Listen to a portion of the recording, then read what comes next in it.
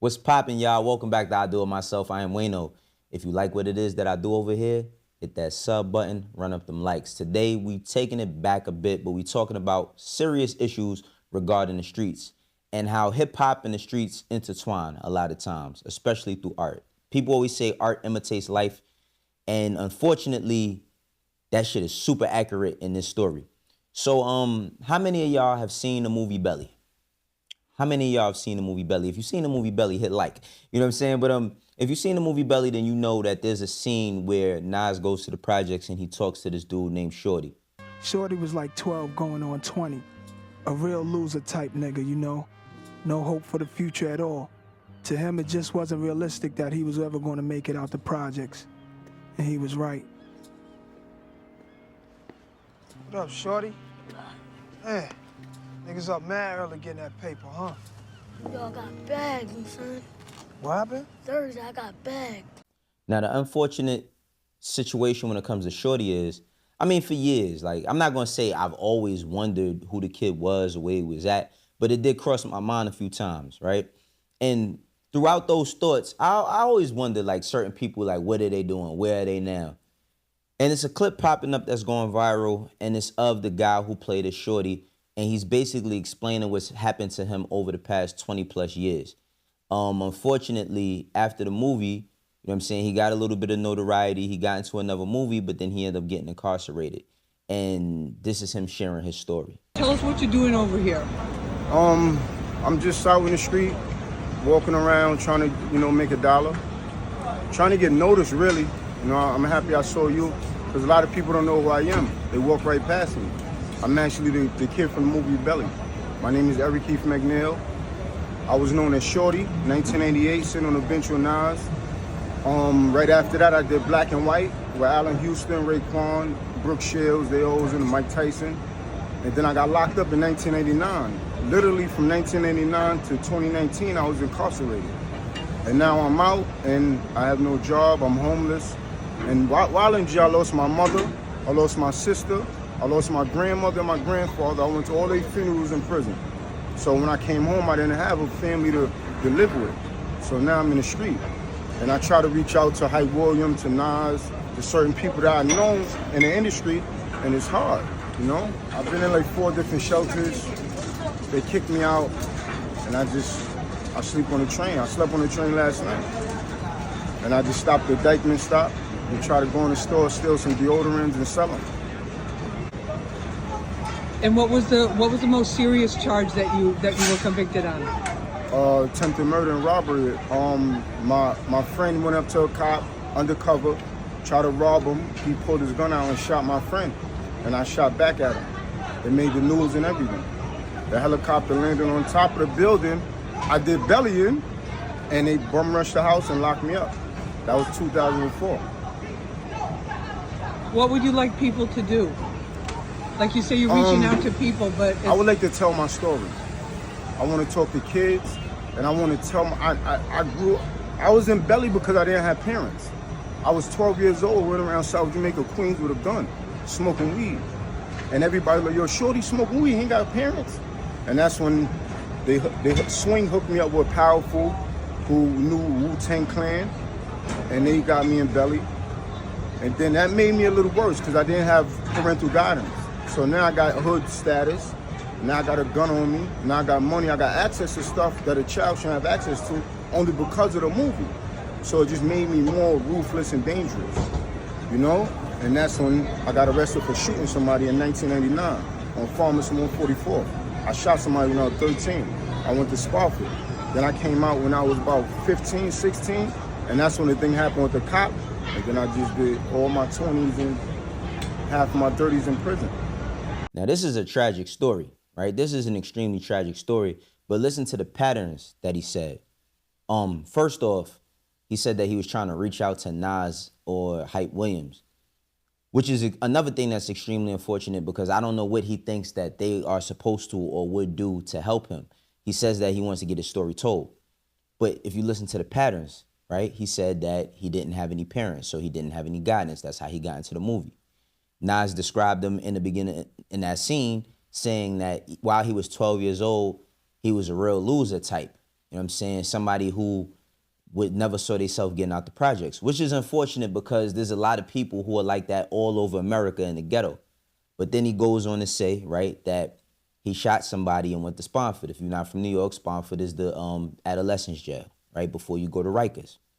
If you do anything violent, selling drugs, whatever in New York City, that's usually where you end up. And that was even in my time as well, which was back in the late and early 90s. But, you know, he comes out and his friend, right, his friend tried to rob an undercover cop, and then the undercover cop shot his friend, and then he started shooting at the undercover cop, which landed him in prison from, you know, 2004 to 2019.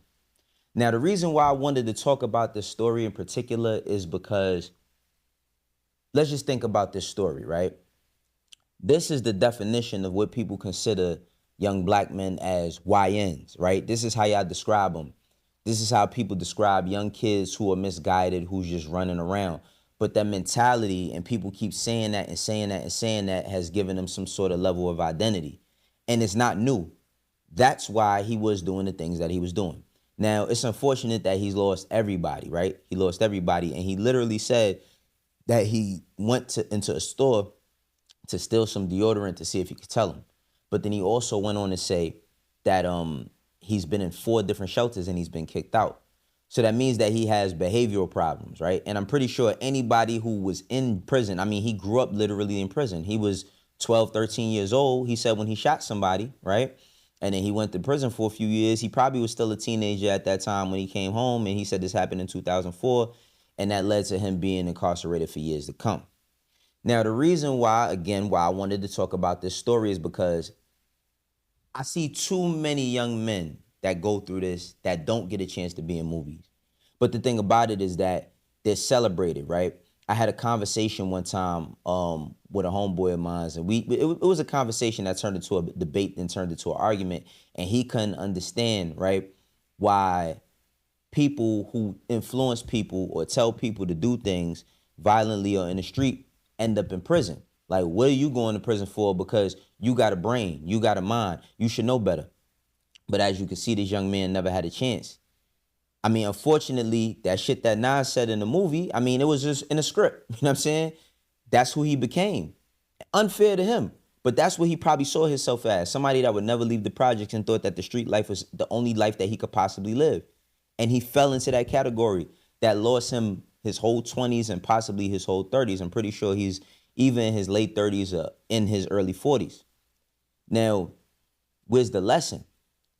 The lesson has got to be about how elders take on the kids, because I remember one time it was this young kid, and on my block, like it was a lot of, I think I've expressed that a few times on here. It was a lot of drug dealing going on my block. Like it wasn't uncommon to see people selling drugs, but it was this young kid that used to come through my block, and he was like, I'm talking about when I first moved to Harlem. He might have been like 10 or 11 years old. This kid was blood, you know what I'm saying? And when he came around, he had, I wouldn't say respect, but like that he had acknowledgement from all the older guys on my block.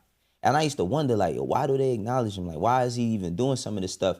But he probably lived a similar life. You know what I'm saying? He probably lived a similar life where he didn't have nothing but the streets, and the streets embraced him. But what does that say for our youth? Even for those guys who are in the street, or the people who try to carry themselves as street niggas. What does that fall under? What is that category? I know it sounds cool when you arguing with somebody. Like when you arguing with somebody and they getting loud and you getting loud and you say, I'm a street nigga. You know, people parade that clip that went viral with the guy arguing with the guy in the store and him saying, I'm a real nigga, I'm a street nigga, you got one more time and all of that. But think about, what does that narrative or what does that definition perpetuate?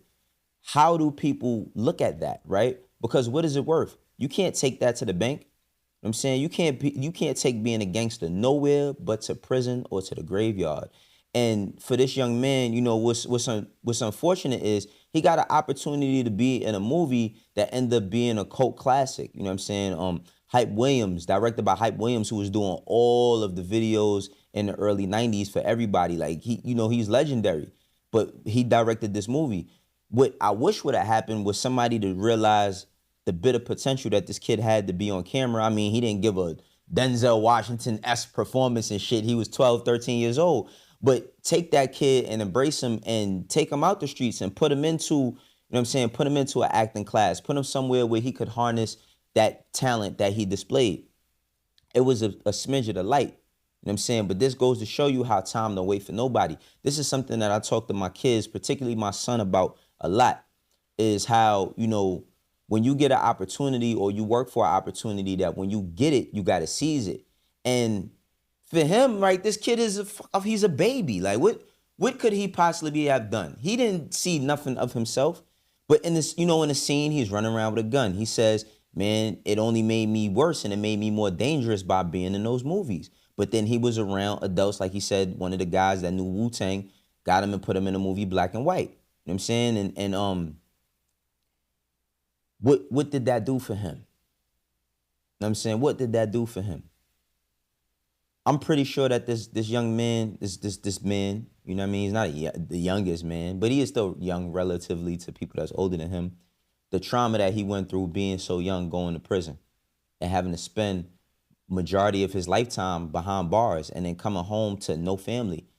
He lost everybody, his grandmother, his grandfather, his moms, while he was behind the wall. And he came home to nothing. And now he's sleeping on the train. I also wanted to do this because I wanted to share the story, so hopefully it gets out and hopefully he could find some help. Hopefully somebody will see this and embrace him. Or it's not about acting or nothing. It's just him doing what he got to do to just live a suitable life.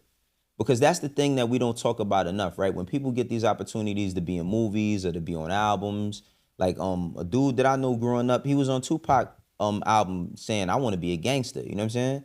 And I don't know what, I think his name is Ra. I don't know what he's doing, so I'm not trying to down him or talk negatively on him. But a lot of times people use children or other people in forms of entertainment, and the only intent is to use them for that moment. But then these people grow up, you know what I mean? And they have to keep their reputation up. That's another thing that we don't talk about enough as well. How so many artists, and I mean, fall into the trap of the things that they rap about, and then everybody don't always fall into, hey, that's not what I do in real life. Some people actually embrace it, and it puts them in worse trouble than they've ever been in. Take, for instance, the guy that was in, the guy that was in Boys in the Hood. You know what I'm saying? He was just an actor that got a role, the one that shot Ricky. But then after that, he ended up getting put on the hood in LA, you know what I mean? Banging blood, and I believe he lost his life. You know what I'm saying? So it's like this art, this culture, it gives us so much, right? It gives us stories, it gives us knowledge and wisdom, it gives us entertainment. But a lot of times we don't see the people that it rips away. You know what I'm saying? We don't see the people that it rips away.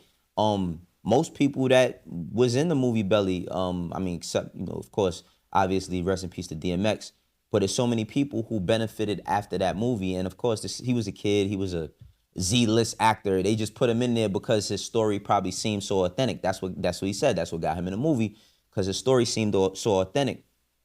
But what about that child that becomes a man? You know what I'm saying? I don't blame Nas nor Hype Williams for them creating art, but there is some blame on community. You know what I'm saying? They say that it takes a village to raise a child.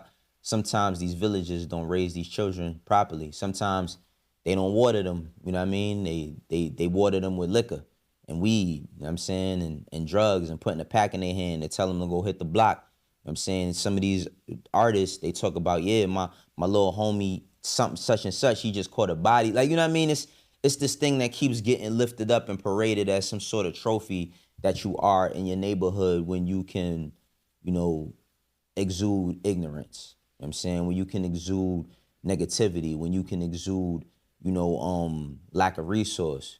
We celebrate that until you got situations like this. This is how I do it myself. For the ones that rock with me, you know how we doing. For the ones that don't, eventually you will. Only thing I got to tell y'all is don't waste y'all time. Peace.